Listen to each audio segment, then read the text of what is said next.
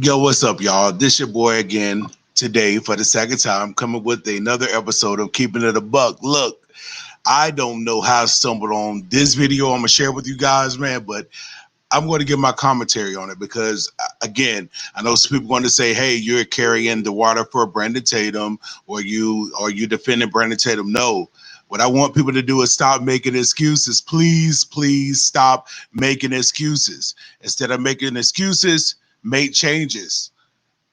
If something ain't working, do something different. So I'm gonna try to give my commentary. The video is like 28 minutes long. I'm not gonna, give commentary on the whole video. I will put it on the link below so you can definitely take a look at it. But there are some things I do want to kind of go through just to show how people just continuously make big excuses for people. So again, stop making excuses. Please stop making excuses. So I want to bring up a interview that Brandon did on the bullpen with I think it's the Young Turks or something like that.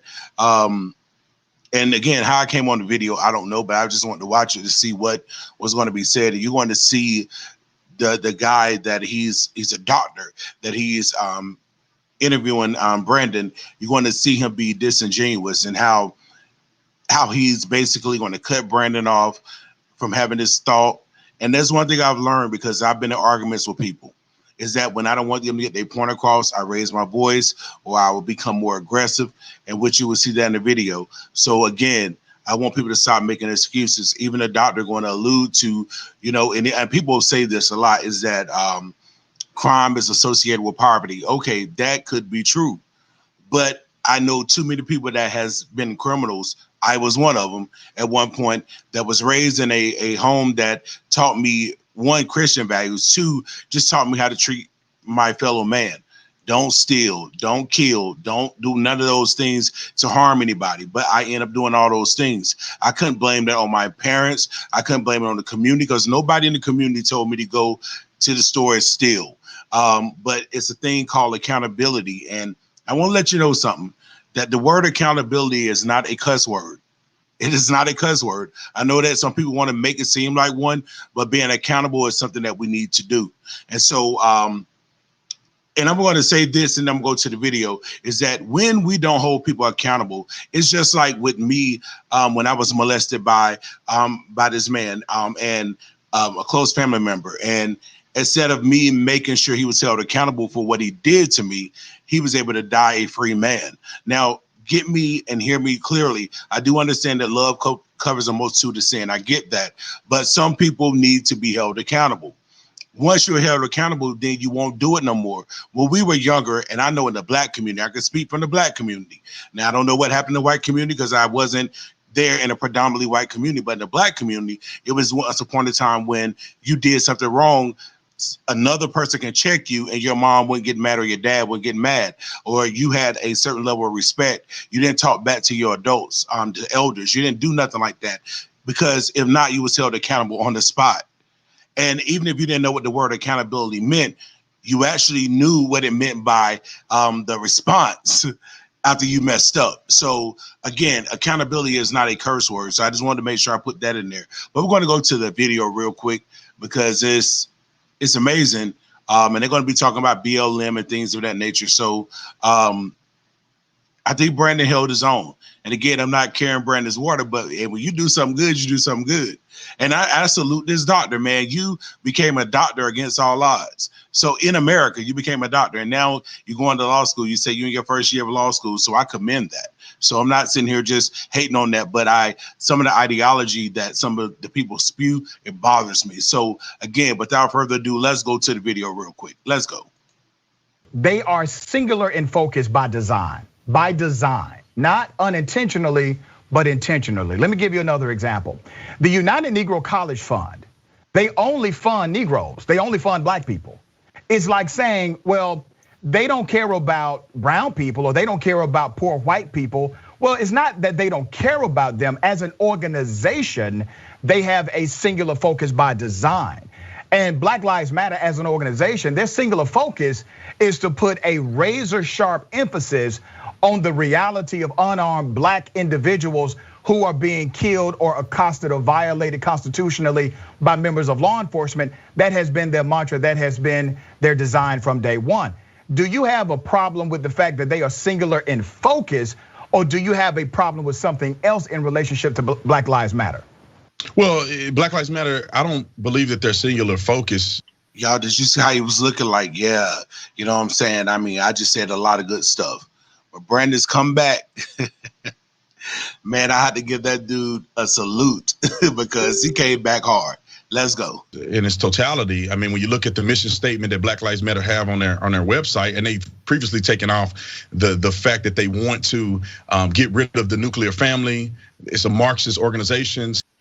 I had to pause it right here because I want y'all to know that Brandon is not lying because it came out of Patrice Cullors' mouth. Let me show you that real quick. Let's go. Criticism is helpful. I also think that it might, I think of a lot of things. The first thing I think is that we actually do have an ideological frame. Myself and Alicia in particular are trained organizers. We are trained Marxists. We are super versed on sort of ideological theories. So you heard it for yourself. She said that they are trained Marxists. So again, I don't know if the Marxists have this mentality of the Robin Hood, take from the rich and give to the poor. But I like to say that most people that run around here hollering poverty, I believe that most of it is a mind thing. It's a mindset. Share this real quick. It says here in Proverbs 23:7, for as a man thinks in his heart, so is he. Eat and drink, he says to you, but his heart is not with you. And then it says usually applied to positive thinking. Idea, think to be rich, think you have the ability to have ability.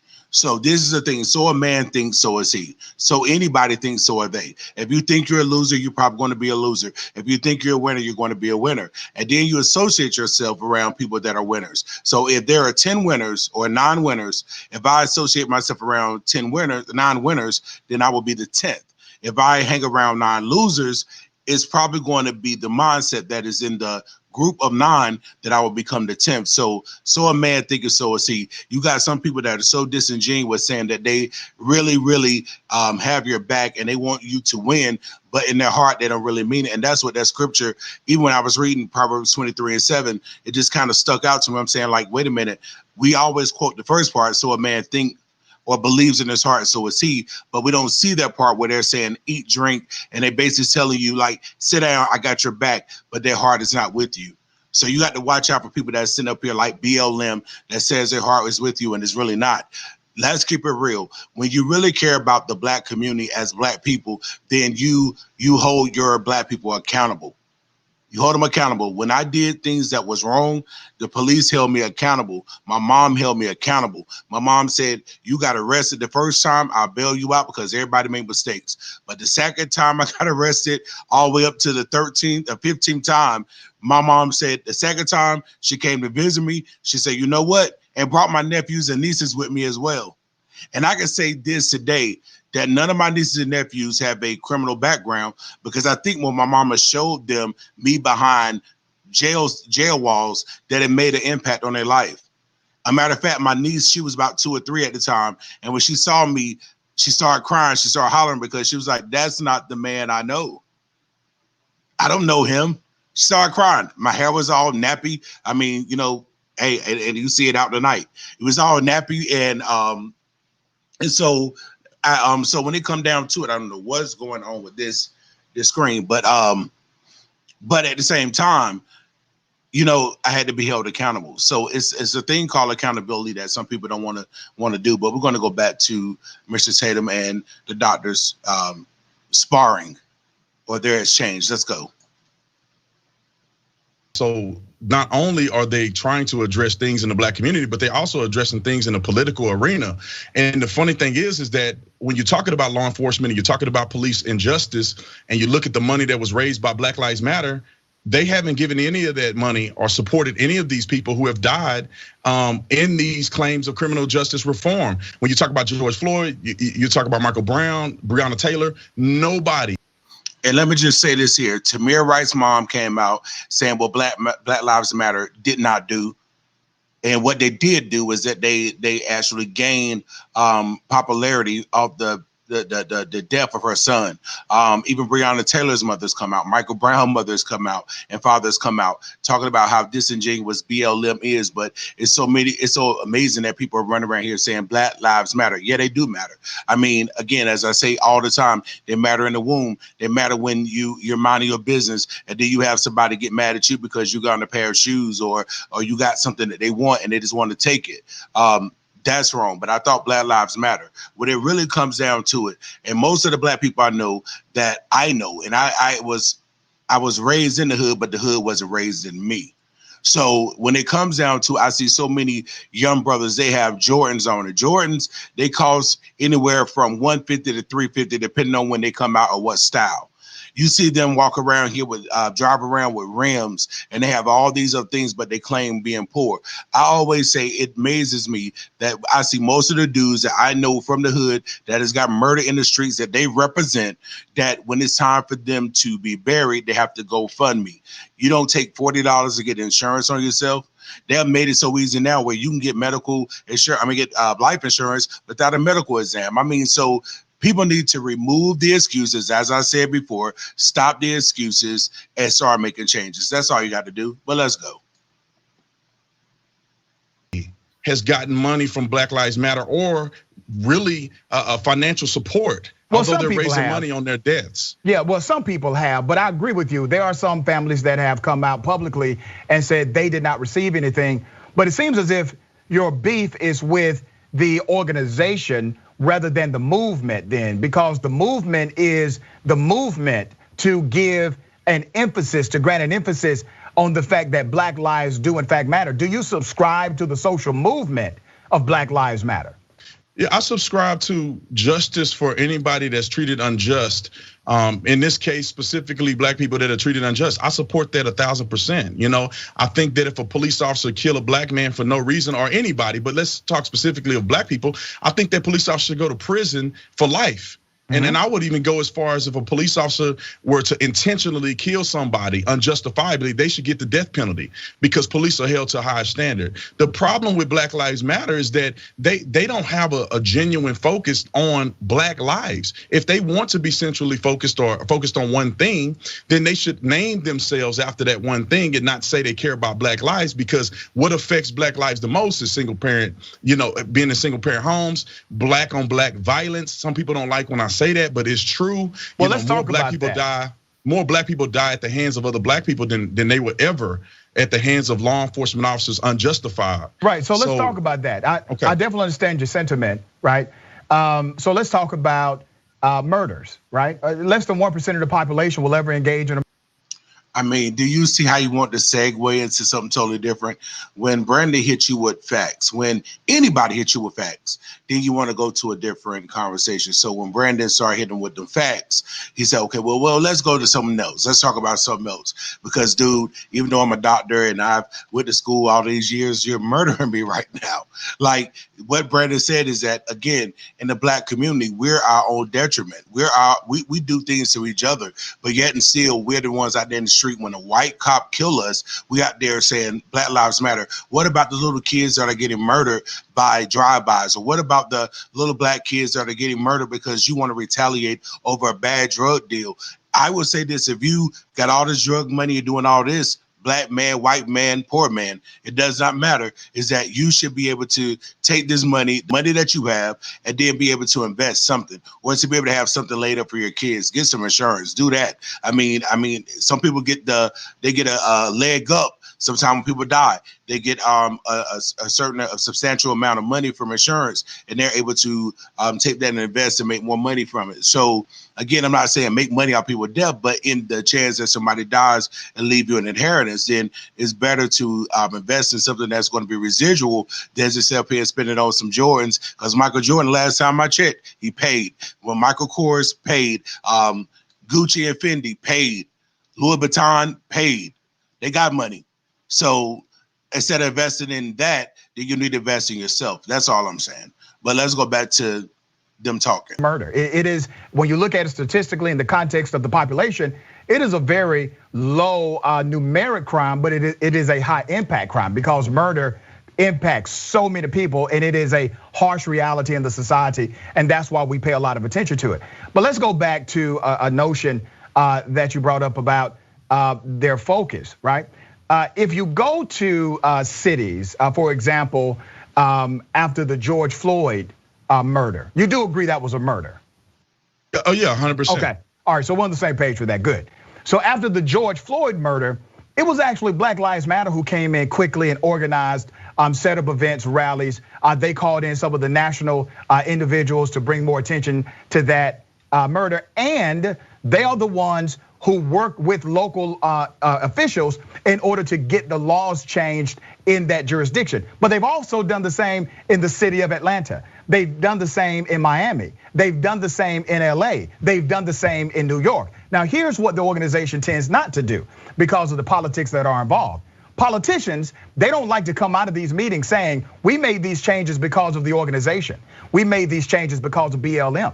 They don't like to say that. Even Democrats and progressives and liberals, whatever they want to call themselves, many of them will not come out and say that. Republicans definitely won't say that. So Black Lives Matter decided to take a stand and say, we're not as concerned about the credit.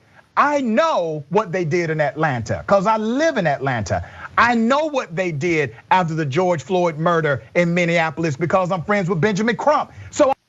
So by his reason, I had to stop it right there.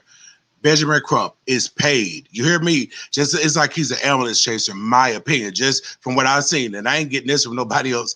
I have eyes, I have ears, I can see and I can hear. So is he taking his money, giving it to the poor? Is he taking his money trying to get people up in the community? I'm not talking about giving $100 here or $1,000 there. No, I'm saying, do you really invest in the Black community? What if all these Black people that's always talking about Black Lives Matter? Because Patrice Cullors, I believe, just spent like 3.something million, 3.4 million buying houses instead of taking that money and say, let's buy some land, let's build some houses for African Americans or build houses, period. You don't see that happening. Like I said, they getting their pockets fatter. And then this dude is basically defending Black Lives Matter. I honestly believe that a lot of Black men especially came to the Republican side and denounced BLM when they realized what they stood for. When you have a Black man feeling like he already, minimal and he's very small in the world, be it by some people may call it racism or some of it may be just self-hate. It could be a lot of things, self-loathing, whatever. But when it comes down to it, they already feel small. So some men feel full of pride or proud to be a father. So when you remove them out of the picture, and as Brendan even said, is that you gave them food stamps, you gave them big government and moved out the fathers. And then we asked the question, why is all this crime going on? Because back in the day, Daddy didn't play that. Daddy is a tenor in a man's tenor, his voice, that when he says things, that things happen. Because I'm not saying that women doesn't have command in their voice, but God left command with man. And when I say man as being the head, then when we say some things move a little differently.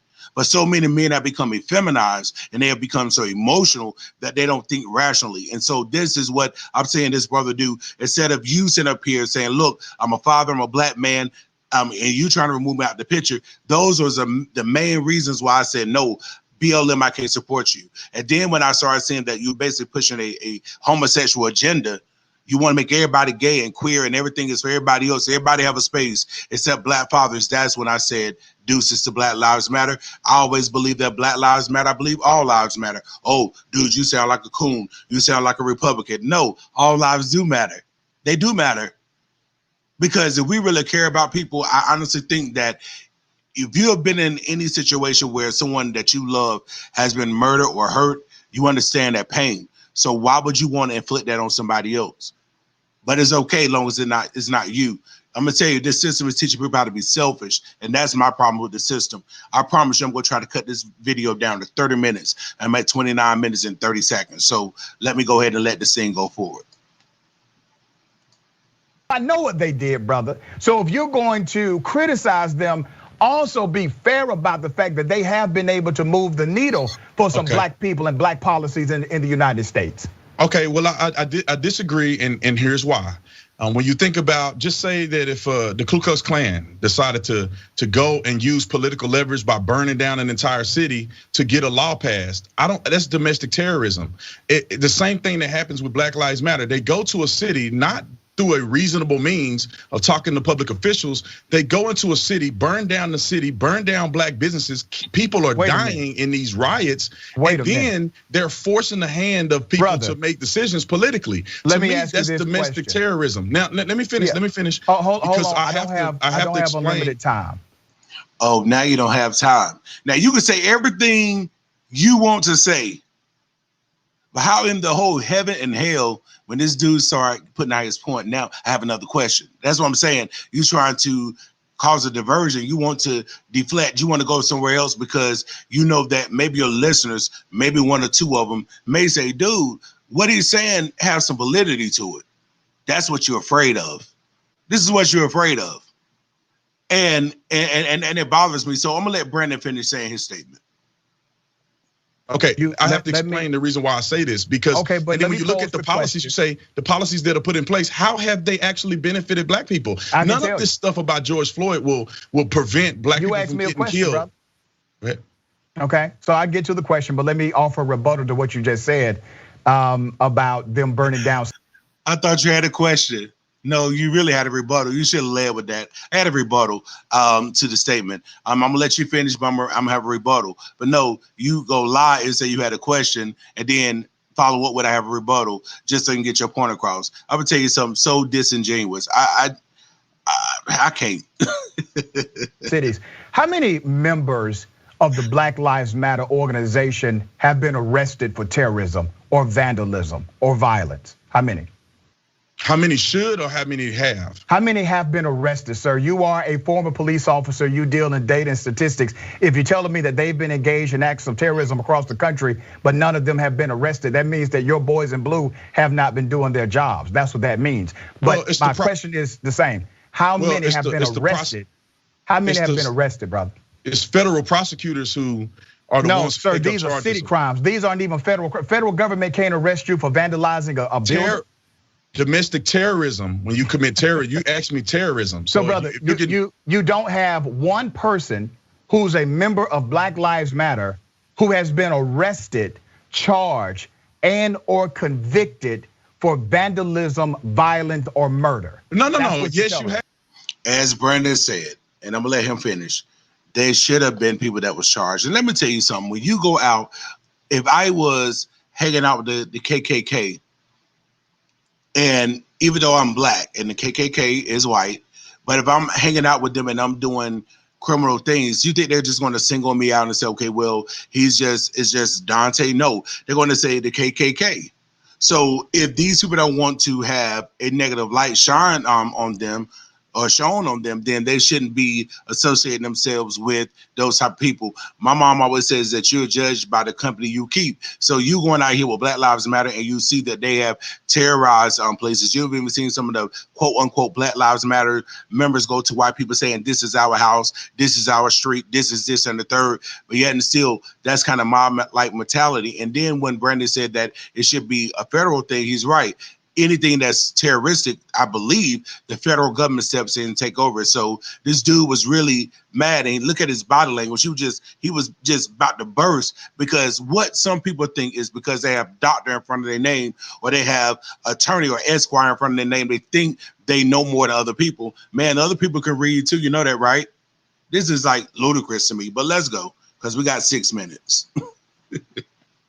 You have had many members of the Black Lives Matter movement or people who support the Black Lives Matter movement. Whether you say that they're a part of the payroll or not. Here's these what are you're people doing. who are acting on behalf of Black Lives Matter as an organization. Here's what you're doing. People who are getting laws changed, right? The ones who are burning things and protesting. You got to be careful, man. Listen, man, we're black folks, man. Come on, brother.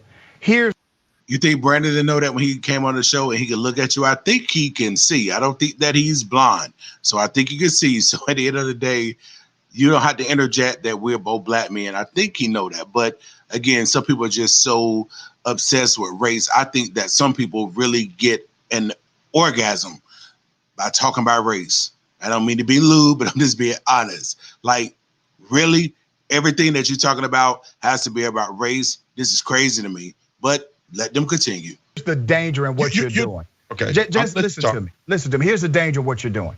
You don't like to be generalized. I don't like to be generalized because with generalization comes marginalization.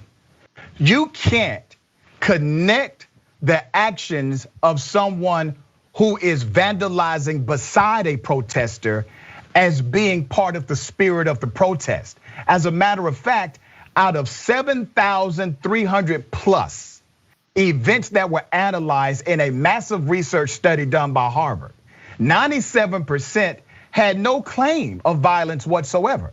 97%. Out of that, I think it was 1.9% of protesters that were attacked, and 1% of police officers claimed they were attacked. So when you look at the data. Now, did you notice something he said that when he was talking about protesters, they were attacked, but when it came to police officers, they claimed they were attacked.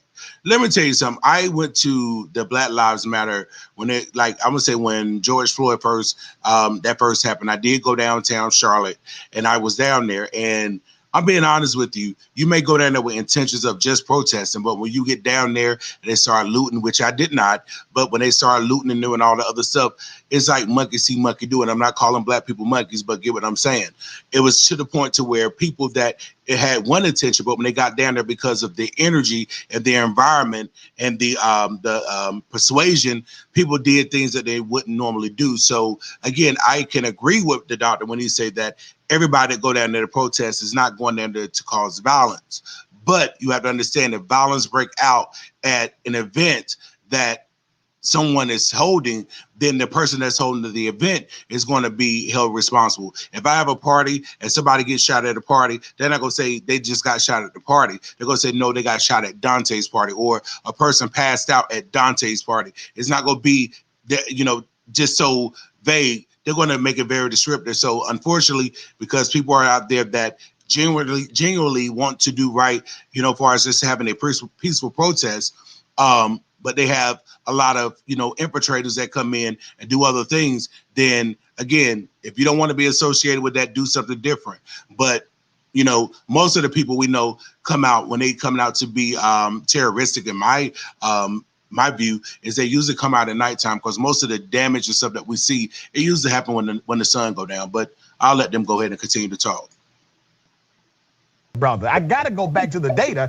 You had more Black Lives Matter protesters attacked than you had even police officers engaged in conflict. So I don't understand why you would try to connect or associate what may happen in a silo to the organization Black Lives Matter, because you don't want anybody generalizing you like that, brother, and blaming you as a black man for what another black man does across the street in your neighborhood. Let me explain. You had made the suggestion that the efforts of Black Lives Matter have changed legislation. They have. Which you would agree that because of the protest and the violence that have occurred, no, sir, have pushed the needle. I mean, well, let me say it for you. I would not agree to that. This is not on your behalf, but the violence that have pushed the needle. Mm-hmm. When cities make differences or make changes because they're afraid of the violence that is going to pursue. Well, that's not what the politicians are saying. Because think about this, before Black Lives Matter. Wait a minute, the politicians disagree with you.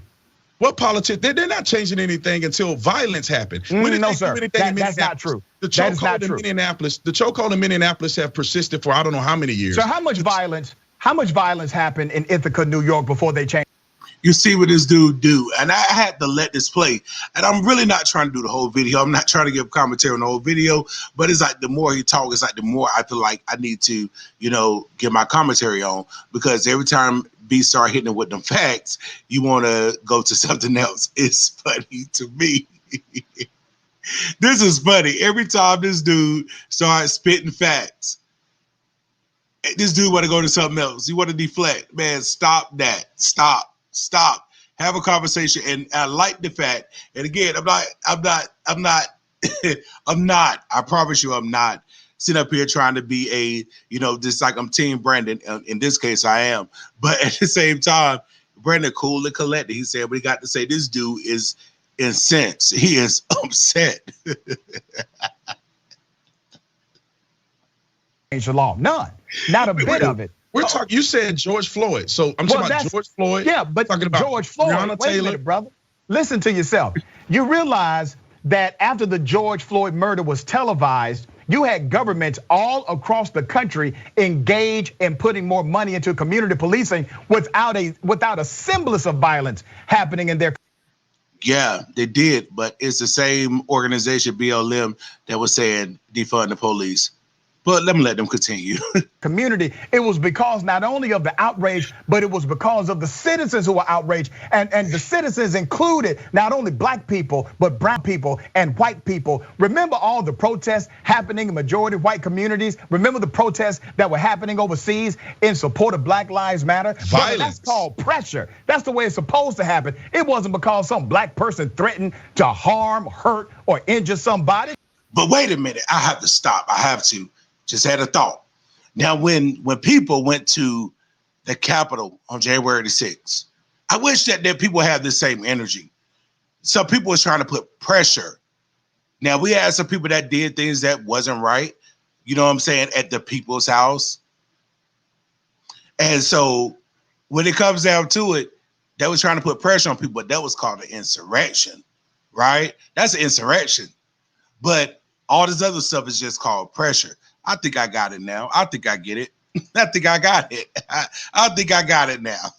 Come on, man. Listen, that, brother.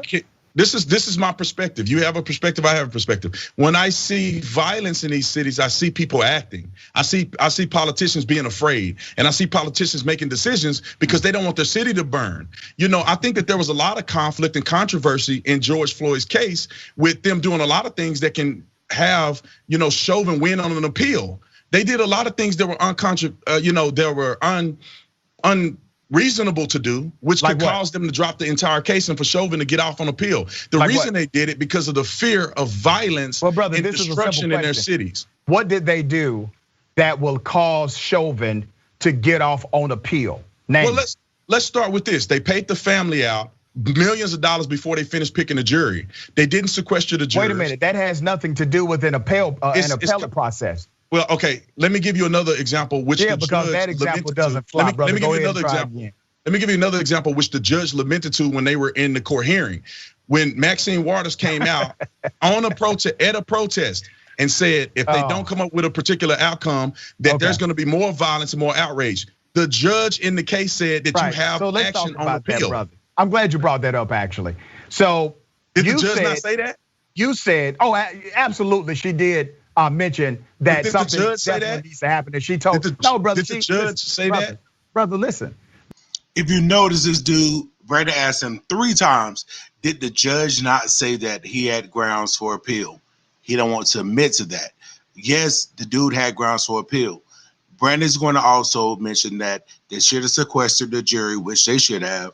Number 2, you had a Black Lives Matter member, whatever you want to call a supporter, that said it himself, that he had already made up his mind that Chauvin was guilty. When you go into any kind of court hearing or any kind of hearing period, you should be impartial until you get all the facts, and then you make a sound decision off of the facts. But if you go in with your mind already made up, actually you're not being impartial, and you're being partial, and so therefore you kind of open the door for grounds of appeal. When you pay somebody out a civil case before a criminal case, it alludes to that the person is guilty and that it was justified to pay them.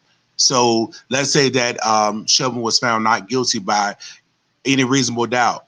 Then, civilly, if they felt that he did something criminal, well, I ain't gonna say criminal, but civilly, they felt that he did something wrong. So yeah, we pay him out. But again, doing all these things before, and then again, not sequestering the jury, and then having Maxine Waters saying what she said and making people feel intimidated to make a decision, then yeah, of course, they do have grounds for appeal. You do.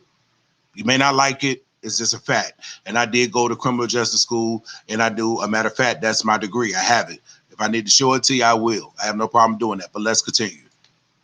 The judge absolutely said what the judge said about the comments of Congresswoman Maxine Waters being taken completely out of context. But let me go to. The dude never said that what Maxine Waters said was out of James Brown twin sister. It's nothing that the judge said that was taken out of context. You see how people mince words and try to make things, try to make a different picture than what it really was.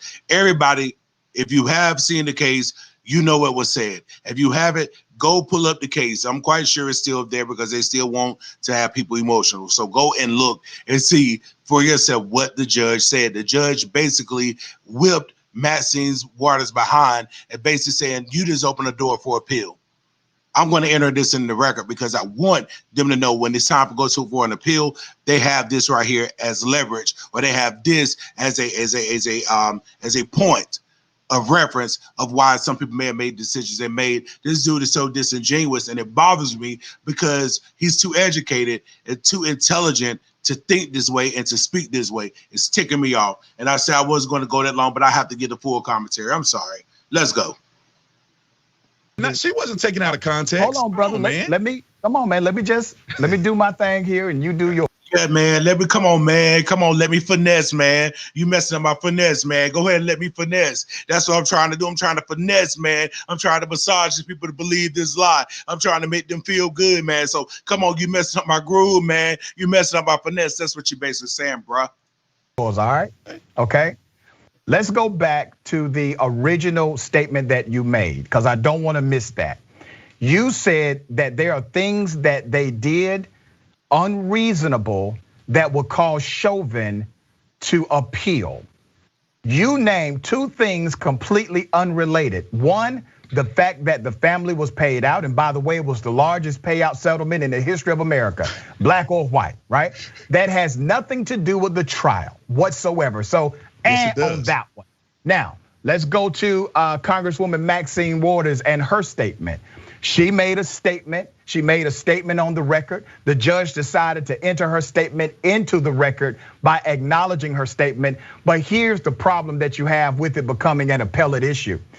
For it to be an appellate issue, and brother, listen, I'm a first-year law student, so I'm not an attorney, but I know a little bit.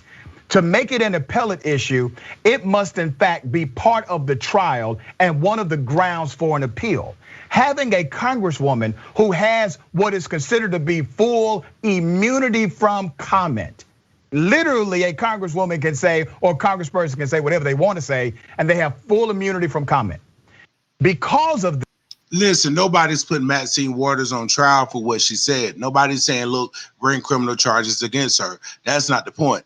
What Brandon is saying, in which most people would connect the brain cells to saying, is that it's the influence. It's the influence. It's the influence, doctor. It's the influence. These jury members were not sequestered, so they heard everything in real time, just like everybody else. So it's not about putting her on trial. It's about the statements that she said while trial was going on, which has undue influence. This dude is nuts. I didn't mean, I'm just saying, I can't. That there is no way it can endanger the case. That judge was just doing a political move and by even mentioning it, period.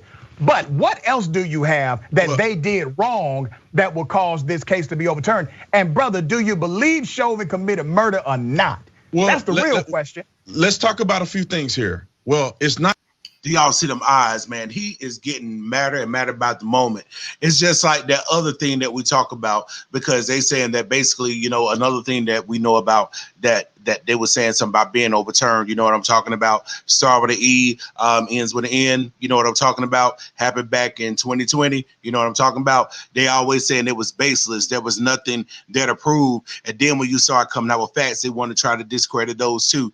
I'm just so sick of these people. And this dude, he is really getting mad because, again, what he's saying doesn't make sense. And he know he's losing the argument. So he's trying to, you know, basically make attacks and then raise his voice and go to use the profanity here and there, you know what I'm saying, just because he know he's losing the argument, instead of saying, you know what, you're right. Again, why you not calling out Maxine Waters saying what she said was totally wrong and she shouldn't have said it? She had no business saying that, and that was wrong. No, but you want to try to cover for him. I just don't understand that. Call wrong, wrong. My family, one thing about my family I know is a fact that we was taught, if you're wrong, you're wrong. My mom has called me wrong. If I did something I ain't had no business, my mom was the kind of person that, a matter of fact, when my brother was trying to call himself sell drugs, my mama called the police on him and told them, come and get these drugs because my son think he want to be a drug dealer. That's what my mom did. So at the end of the day, and that was her black son. So stop. Not necessarily just the payout, right? Somebody paying somebody's not. It's the tainting of the jury pool. So when you have a tainting of the jury pool, what? When you have, like, for instance, if you go to trial and you're selecting jurors, they're claiming that they never heard of the case, they're impartial and unbiased. When you pay a family out the biggest settlement in American history, jurors will be influenced by that decision. There is at least 1 or 2 jurors that have already been caught being favorable towards. So, brother, let me go George back to Floyd. this. I don't have These unlimited things time. are going to come up in the appeal This doesn't make court. sense to me, brother. Did the black man get killed or not? Was he murdered by Chauvin or not? Well, let's talk about this. I believe that he was killed by Chauvin. I believe also that was he murdered by Chauvin or not, brother? Isn't murdered and killed the same thing? If I kill somebody, that's called murder, right? This dude, you're playing semantics. Don't play semantics. Please don't play semantics. But that's what you're doing. I don't understand why I can't complete my sentence. Brother, I think that Chauvin, because you're playing politics on my show, and I don't like that. Was he murdered by Chauvin? I believe that Chauvin killed George Floyd. We know Chauvin is the reason he's dead, but murder and homicide are two different things. One of the reasons that George Floyd is dead. I also think fentanyl and murder and homicide aren't the same thing. Wow. In order for it to be in the category of homicide, that means that a murder must take place. That means that another person has to kill another person. This dude is crazy. And that little look on your face right there, that's how I feel too. Amphetamine in the system at fatal levels also contributed to his death. He having to laugh at his own self because he like, man. He like, man, you caught on to what I said. And it makes sense to you, and you repeat what I'm saying. I can't believe this, man. I can't even believe I said that dumb statement. I can't even believe I said that. I got to laugh at my own self. If that's what you're doing, bro, I'm laughing with you, not at you.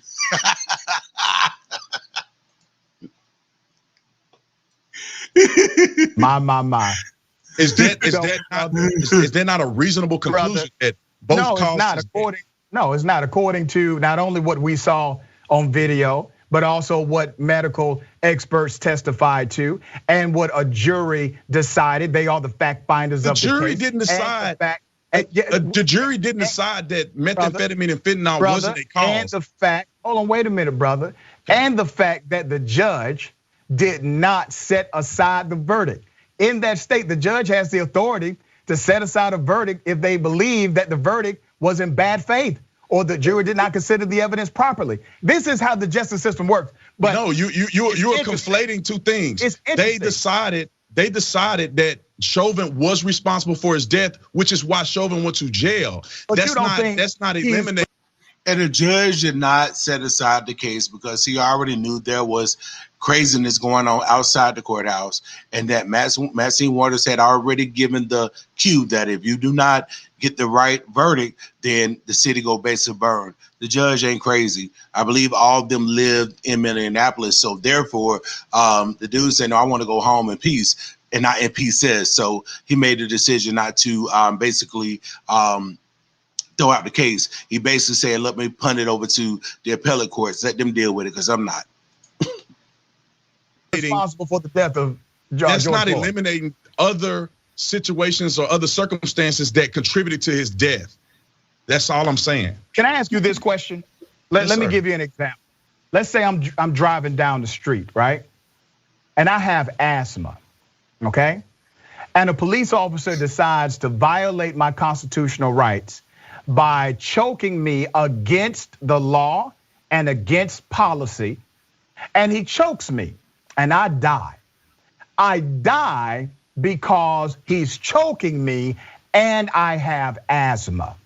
He's violating the law and his negligence and aggression causes me to die. Are you saying the cop should not be held as responsible for my death because I had a condition of asthma?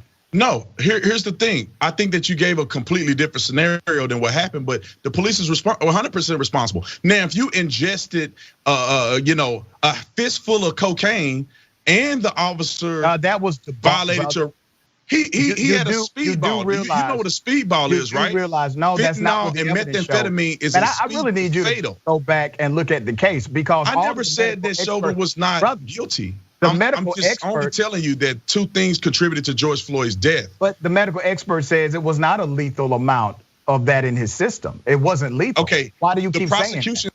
Well, you know what? Everybody know when you bring in experts. Everybody know the defense can bring in the expert and the prosecution can bring in the expert, and experts just going to give their opinion on what they believe. And I believe that there was an expert on Chauvin's side, not that I'm defending him because what he did was abhorrent. But at the same time, when it came down to it, they had a defense expert that was saying basically the drugs that was in the system. So we got to understand there's causation. So if you would have did what you were supposed to do, then certain things wouldn't have happened. It was the thing was that they threw him on the ground, but on the video it shows that Floyd asked to be put on the ground. So these are the things that I just don't like about people when they want to try to paint a different narrative. But I'm glad that Brandon is holding it steady in the road, and saying what he had to say. And, again, I still respect this doctor because he's a doctor. I respect him. Why are you lying on the dead defense said that it was.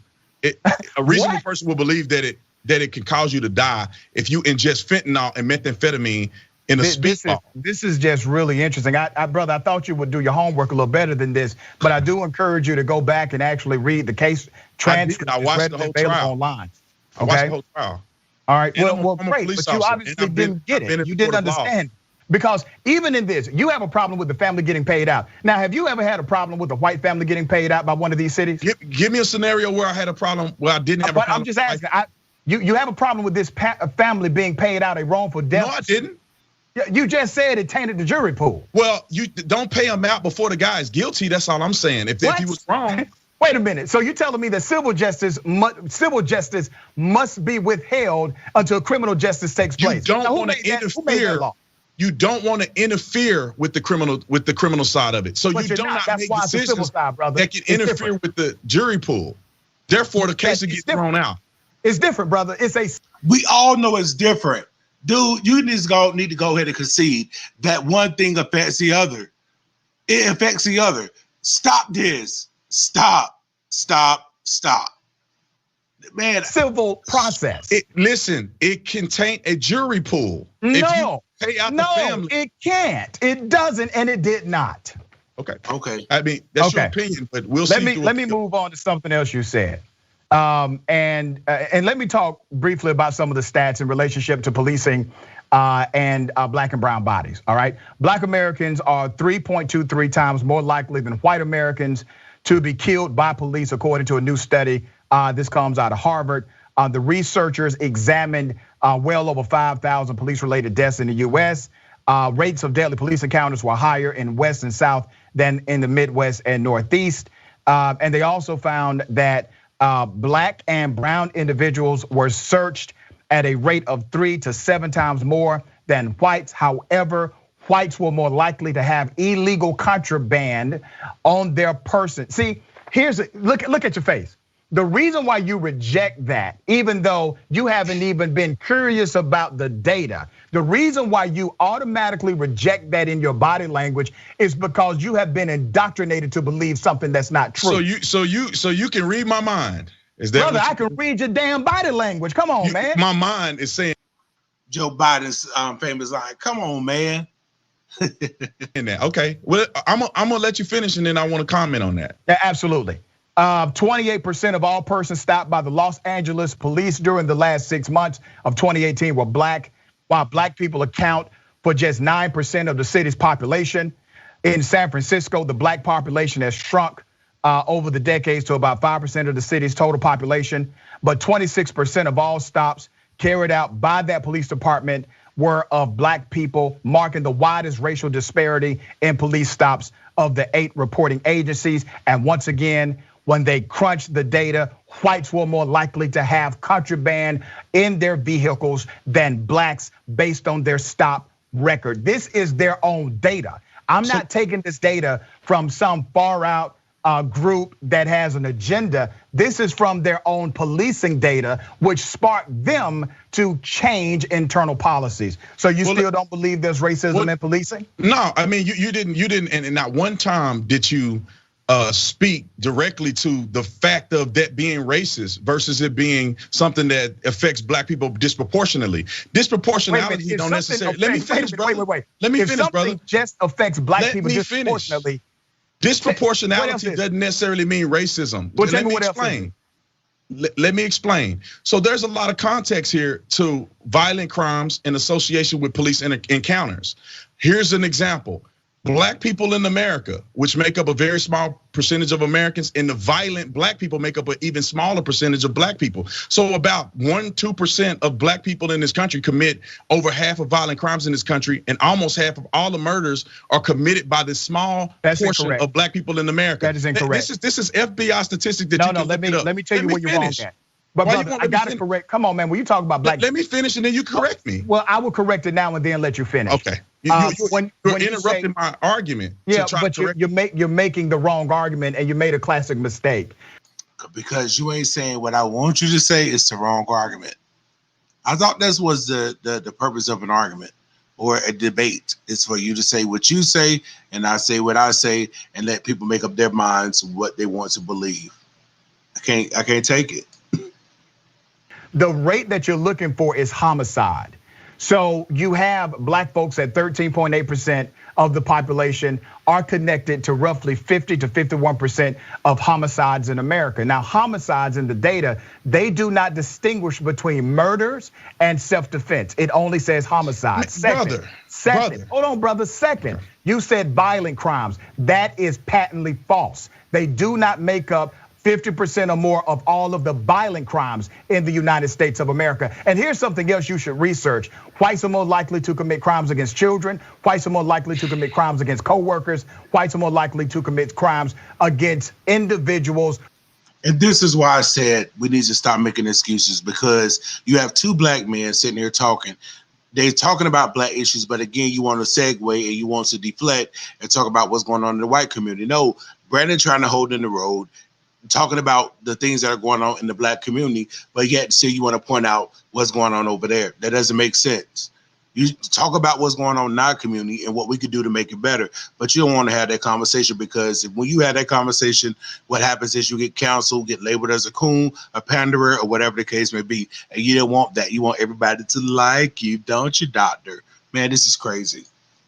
Who are inside of their families. Now, that is also from FBI.gov, but are you using that as a pretext? Are you using that as a pretext to follow all white people and think that they are child molesters or about to commit a crime against you're trying to put words in my mouth. All I said was you at least admitted to the violent crimes and also the murder rate, homicide. These and that has a social context as well, but I will explain after you finish. The FBI statistics are on conviction rates. The FBI homicide statistics. No, it is not, brother. You need to read damn stats. People can go out and do the research. Not based on conviction rates, brother. People can go out and do the research for themselves. They sure can. The research that I've seen, the homicide rates, you could call it the murder or homicide rates, depending on how you want to frame it, are convictions. So over almost half.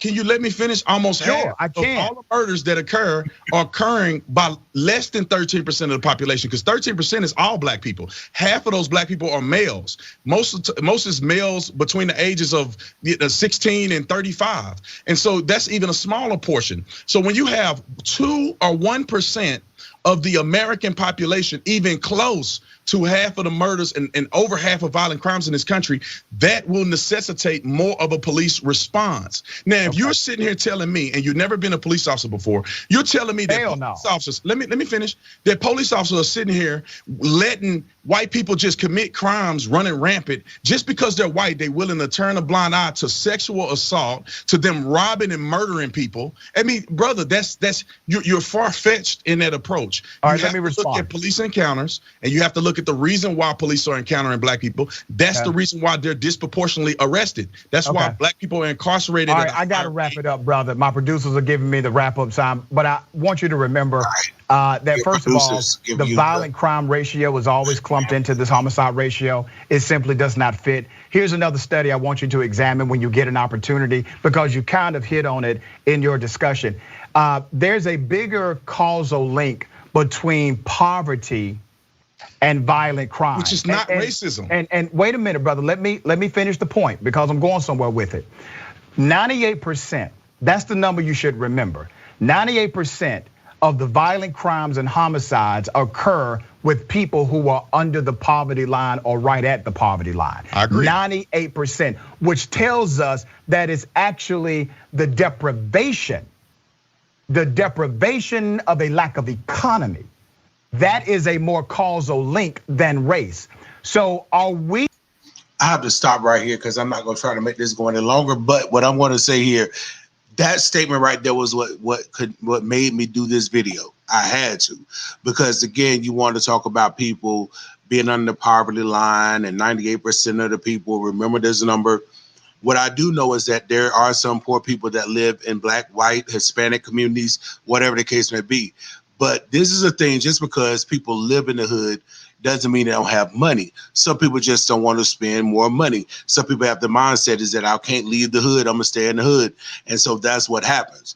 I think a lot of these people, they may play like they're broke, but again, if you can spend $350 on a pair of shoes, well, you have even famous people spending $10,000 on a handbag.